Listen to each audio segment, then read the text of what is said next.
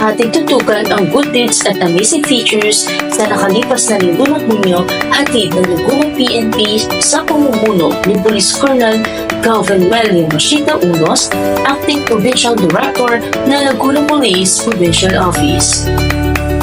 Ayan ang mga community engagement hatid ng ating mga kapulisan mula sa Laguna. Sa Liliw, Laguna, nagbahagi ng food packs ang Liliw Municipal Police Station sa ilan sa mga residente ng munisipalidad. Nagpapasalamat naman ang mga naabutan ng food packs na ito. Samantala, naghandog naman ng libreng sakay ang mga kapulisan ng Pagsanhan Municipal Police Station, gaya na din sa Lisiana Municipal Police Station.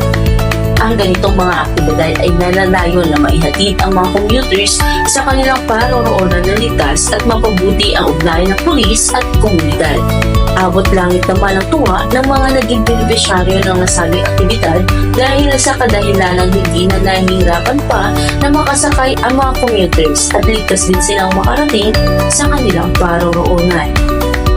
Sa ilalim ng pamumuno ni Police Colonel Calvin Melio Machita Unos, Acting Provincial Director ng Laguna Police Provincial Office, ay laging bukas palad na tumulong sa mga Lagunense. Layunin ng Police Laguna na masiguro ang kaayusan at katahimikan sa ating lalawigan. Gayun na din ang mas mapatatag pa ang ugnayan ng pulisya at mamamayan. Dahil dito sa bagong Pilipinas, ang gusto ng pulis, ligtas ka.